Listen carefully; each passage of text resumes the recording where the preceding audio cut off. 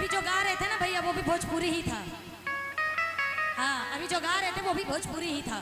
बोलिए सच्चे दरबार की। अच्छा एक बात बताइए कि अभी क्या है, गणपति बप्पा ये जाएंगे तो कौन आएंगे? हल्ला मत मचाइए, अगर हल्ला मचाएगा मैं सोने वाले भजन सुनाने लगूंगी। बोलिए सच्चे दरबार की, बोलिए लाल चुनरिया वाली की। चलिए महामाई को बुलाएंगे, प्यारी सी रचना की सादर। कहना है कैसे और क्या? हो पन फूलाने बता भेजवली मैया, क्या हो पन फूलाने बता भेजवली मैया। ए मई हो बघारे हमरा तोहके बोलवली मैया। क्या मैं बोलूंगी माई हो, आप लोग को बोलना है जय हो। तब भजन आगे गाऊंगी। क्या बोलना है आप लोग को? जय हो। ए माई हो भाग जो, ए माई हो जो जय हो बोले दोनों हाथ उठा के दिखाइए। देखिए बोल कोई नहीं रहे मगर हाथ सब उठाए, चोरी पकड़ी गई। बोलिए सच्चे दरबार की, बोलिए मैया वैष्णो रानी की। जरा दोनों हाथ उठाइए। ए माई हो, ए माई हो, ए माई हो। जरा दोनों हाथ उठा के महामाई को मनाएंगे कैसे? ये वन, ये वन, ये 1 2 3 4।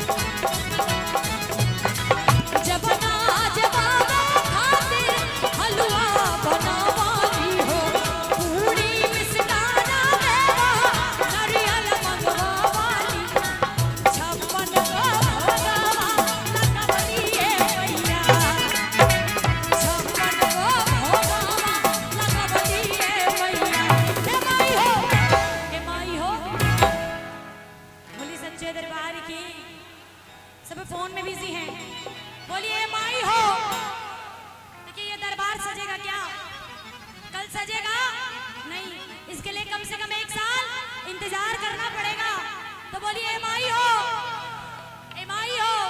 जरा दोनों हाथ उठा के पूरे पूरे और कहना है कैसे कि 56 गो भोगा लगवती है मैया, 56 गो भोगा लगवती है मैया। ए माई हो, ए माई हो बघाले हमरा ए माई हो अब घरे हमरा बोलवली ए मैया।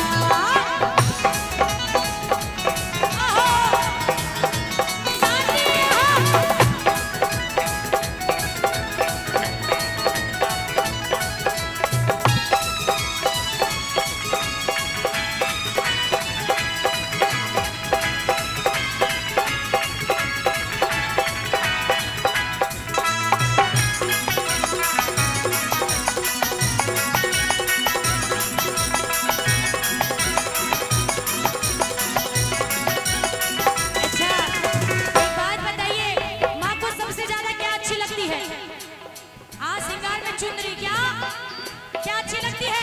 चुनरी जरा दोनों हाथ उठाइए और कहना है कैसे कि सैया, कि सैया, कि सैया लाल